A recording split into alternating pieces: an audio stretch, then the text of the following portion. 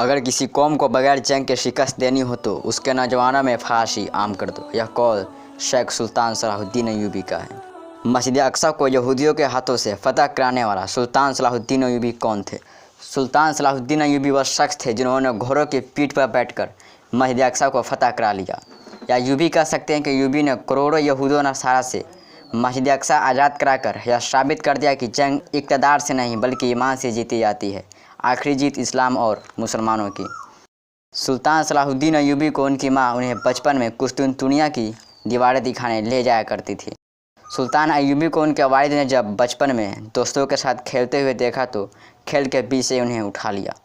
उनके वालिद साहब हट्टे कट्टे मजबूत इंसान थे। उन्होंने सुल्तान अय्यूबी से कहा, मैंने तुम्हारी माँ से इसलिए शादी नहीं किया और तुझे इसलिए जन्म नहीं दिया कि तू अपने दोस्तों के साथ खेलेगा।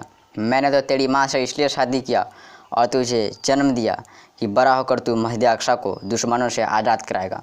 लंबे कद के इंसान बेटे को हाथ से उठाए हुए ऊपर से ही छोड़ दिया। बच्चा अय्यूबी ज़मीन पर धड़ाम से ही गिर गया।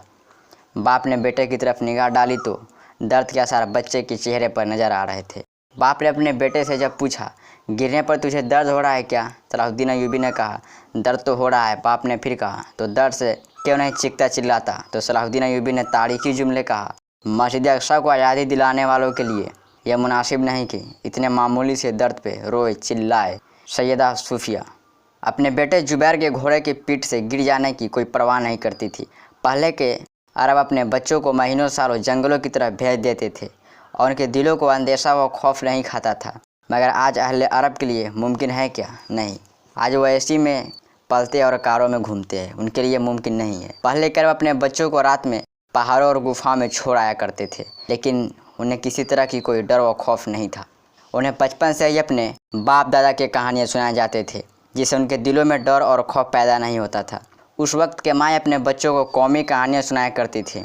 अपने बच्चों को कौम के लिए जंग और जिहाद के बारे में बताया करती थी। अरब के हमजा बिन अब्दुल मुत्तलिब तिजारत के लिए, शिकार के लिए, ऊंचे ऊंचे पहाड़ों पर चढ़ने के लिए, शेरों को शिकार के लिए निकलते थे, मगर उनकी माँ अपने बच्चों को खोने के डर से मरती नहीं थी।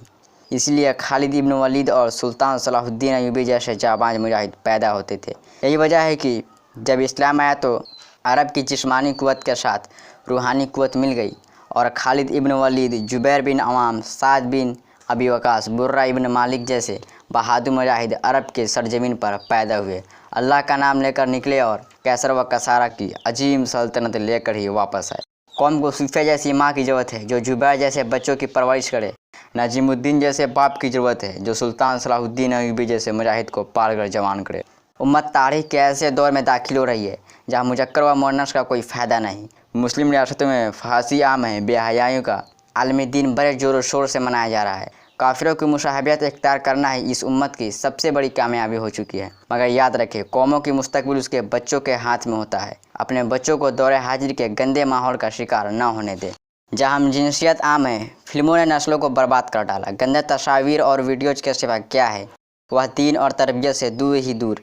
आज हर जगह मुसलमान को अपने असलाफ के नक्शे पर कदम पर चलना होगा। उन्हें जानना होगा कि हमारा असल हीरो कौन है, नहीं तो फिलिस्तीनियों पर इसराइल बमबारी करता रहेगा और हम यूं ही खामोश देखते रहेंगे और नाचने गाने में लगे रहेंगे।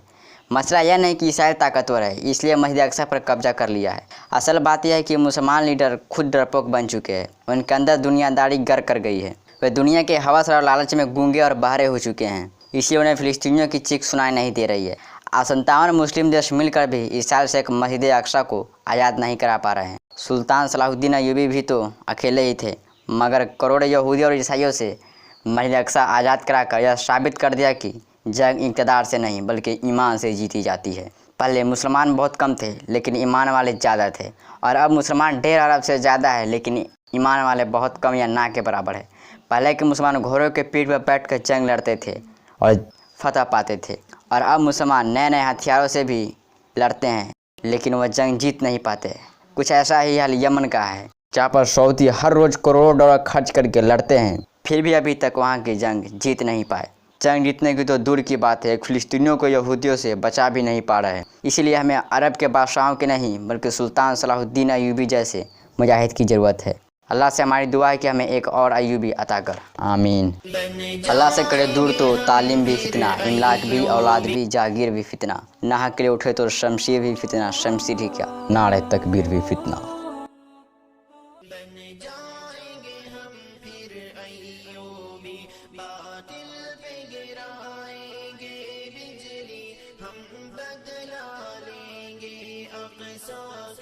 मिस्र खालिद ज़र